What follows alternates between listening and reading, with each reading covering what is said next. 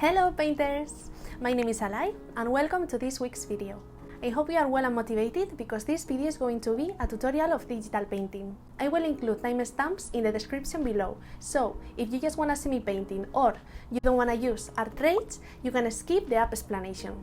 ArtRage is the app I use for digital painting. I have tried more as Procreate, Clip Studio, Photoshop, but none of them like this one for my style of painting. I will be focusing on ArtRage because it's simply amazing. I will be working with this picture. Yep, I had to choose avocado somehow. Let's go!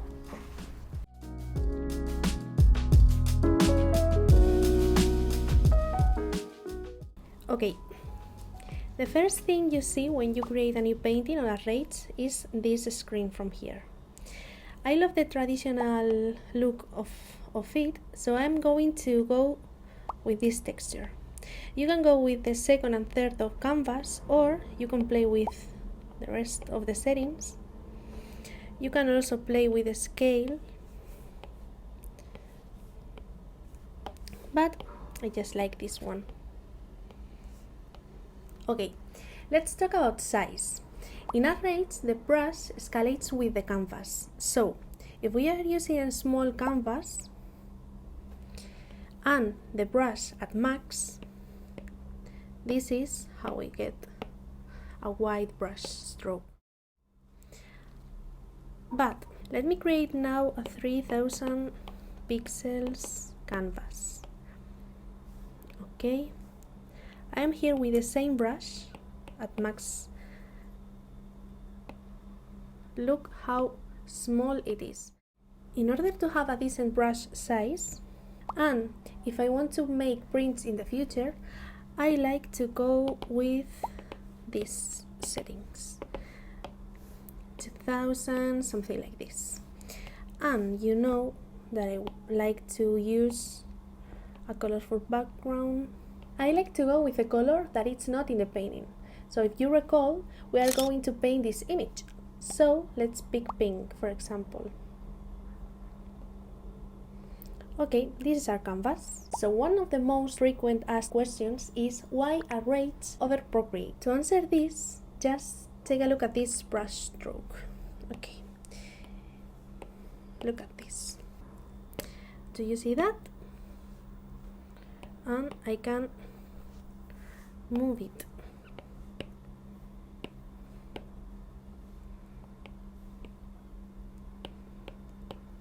Versus, let me open Procreate.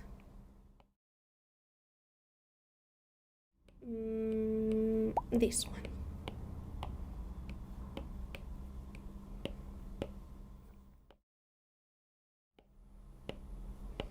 ArtRage is like a three-dimensional playground, while the rest of the apps only stay in the 2 dimensions, as if the texture is not maintained.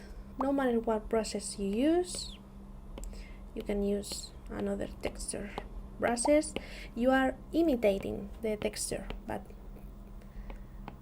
this is not a real texture. This is not 3D. This is 3D. Let's dive into the painting. ArtRage only has these brushes or tools. I recommend you to play with them because they are quite fancy, to be honest. But this is the brush I use 90% of the time. I go to presets, normal square, and depending on the texture you want to give.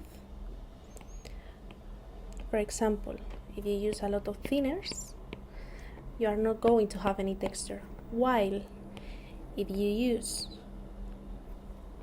just a bit of thinners, like in real life, you are going to have a thicker paint. This is exactly like in real life. So here you can add the reference you are going to use. Let's go with this one. And to trace or not to trace, I have a post on Instagram talking about this, if you are curious about it. But for now, I am going to trace the image, at least the main shapes. Let's pick maybe a blue, dark blue, and I am going to trace it. For the line art, I like to go a bit thinner, but not too much. Let's just go the main shapes.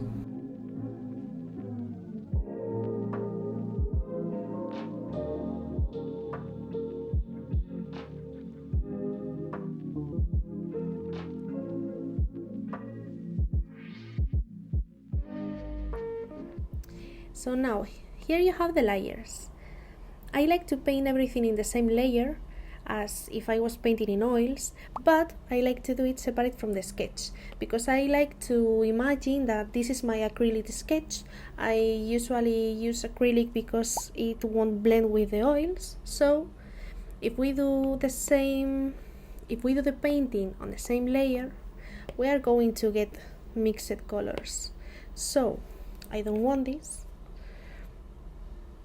I am going to do it in another layer. And now we start painting.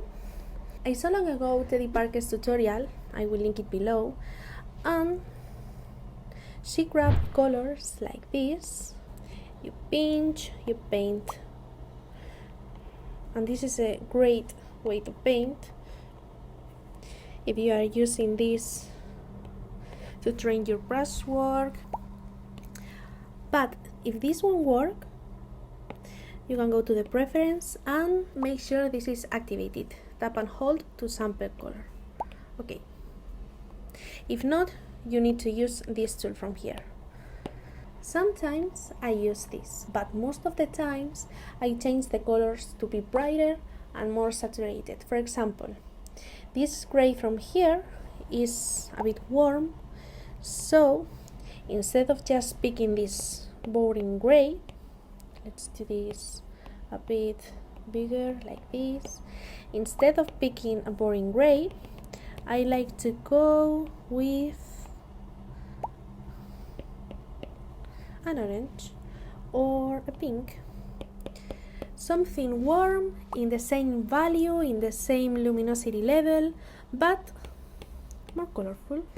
Instead of choosing this boring brown from here, I like to use, for example, a red, more saturated. Oopsie.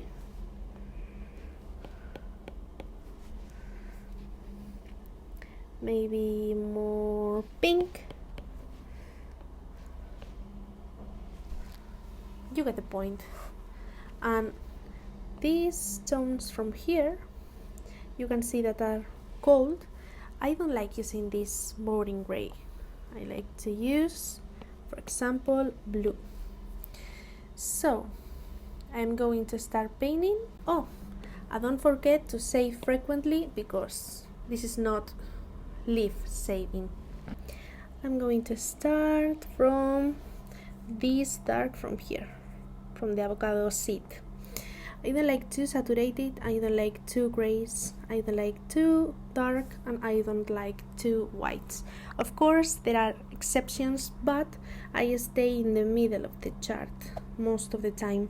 So this super saturated brown, I like to go a bit brighter.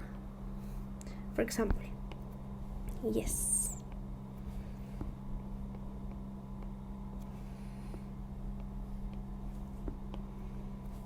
Nope.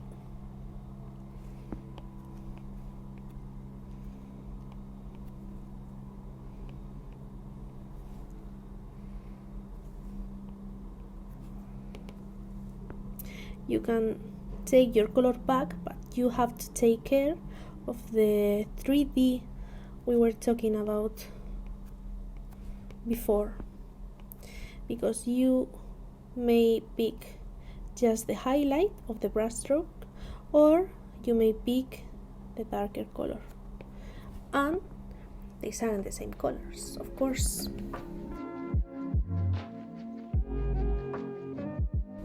I don't like to paint too big, too zoomed, because I want to be precise on my brushwork, and I want to work on it. So in order to make larger brushwork, larger brush strokes, you need a smaller canvas. This is like in real life, exactly like in real life. This color from here, I want to be more saturated, maybe.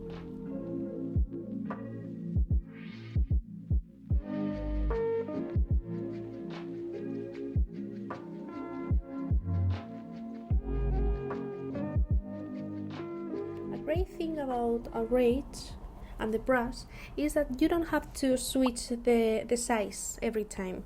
You can go thin, maybe with darker color we will see better. We can go thin or press harder and go thick.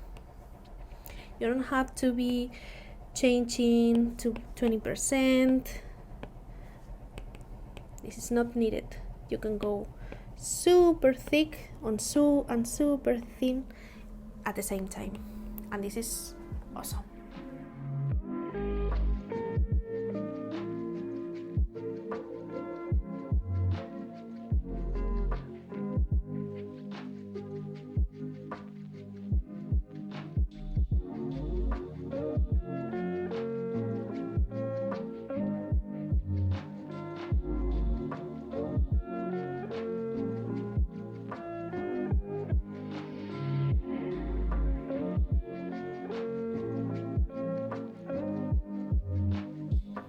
Again, this is a boring gray. It's near the orange, near the red, so what I do is saturate it more, just a bit. So in the overall it's going to be the same painting, but it's going to be more fun. Fun trick that you can pick the intermediate color if you want to make a gradient. For example, in this you can pick this one and you will make a gradient. For example, if you want to go from brown to blue, you can grab this brown, you can grab this blue and pick the intermediate colors. You can also do this and mix them, but I like my brush work visible.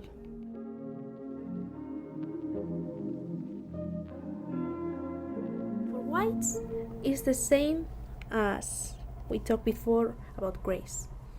We don't want boring highlights, so this is warm or cool. I see some oranges there, so I'm going to take a more intense orange. I'm going to make it contrast with some blue.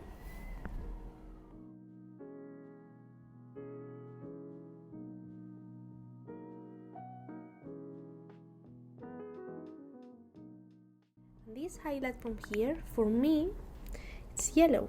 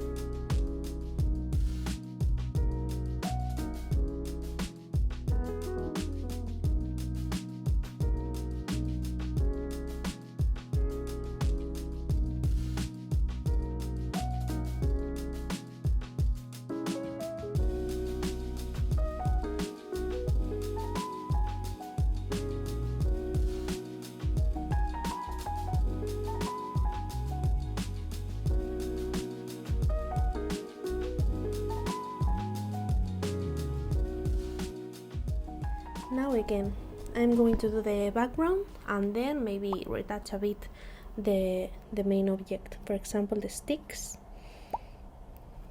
This is another boring gray, so I'm going to blend this a bit. This is like a cool area, this is like a warm area, more or less, and this is super warm. So I am going to do this with orange, yellowish tones, this with maybe pinks to make like a transition, but subtle, just a pinch of color. And this is going to be blue. Why? Because when I make some touches of orange right here, this is going to pop even more. So let's go.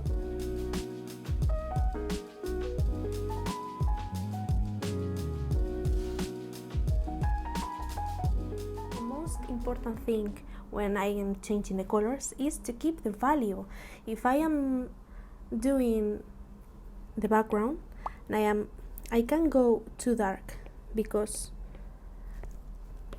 I won't have any contrast between the main object and the background. I need to keep the contrast intact. I can see a big difference of luminosity right here. I can see a big difference right here, again right here, but here this is like almost the same value. Here this is like almost the same value. So I want to keep that. I need low contrast here and high contrast here. So I'm going to keep that.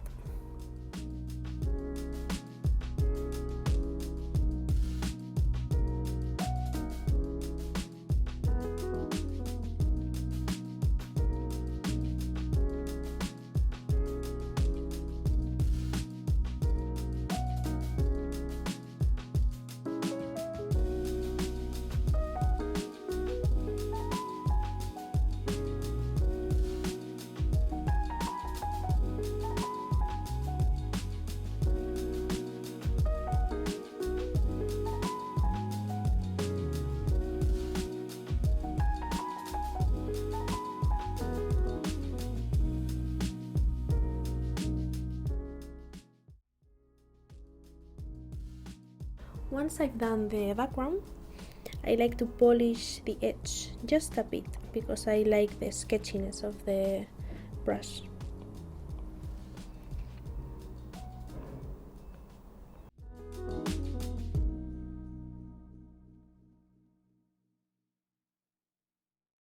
I think I want to keep the cold harmony that I have here. If I do the background from here, from the wall, if I do it warm, my avocado will not stand out as I want. So I think I am going to keep with the blues. Yes, I think. Let's try.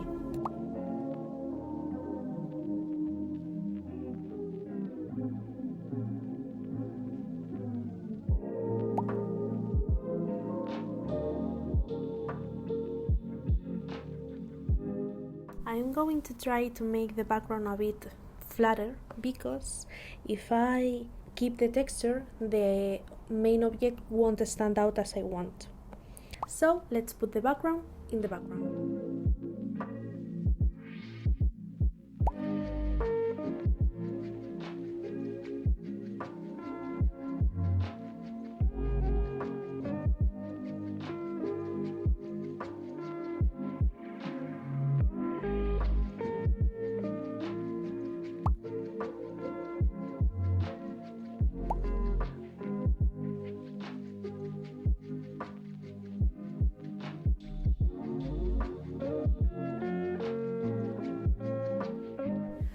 One thing I do in almost all my paintings is go one layer extra. Of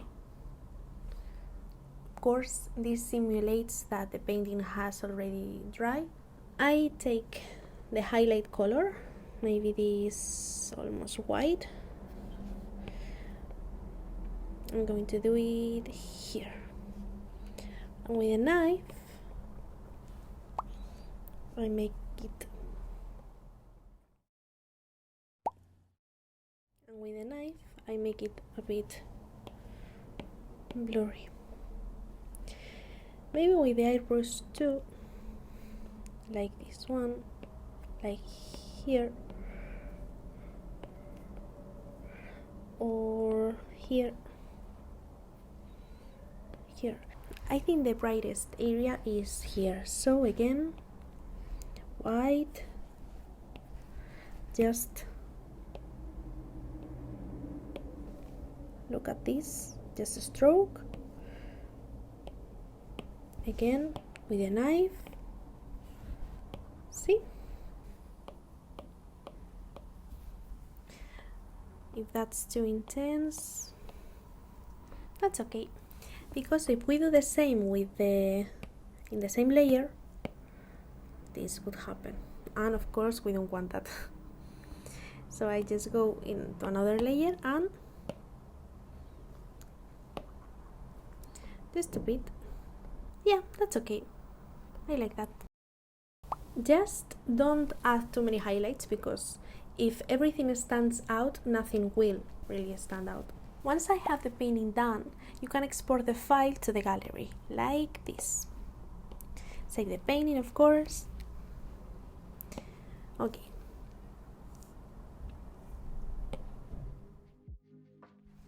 And that's it! A fast tutorial of ArtRage, straight to the point. It has more features that I recommend you play with them yourself. If you also make this painting, tag me on Instagram so I can see it. And see you in the next video. It will be about traditional painting. Bye!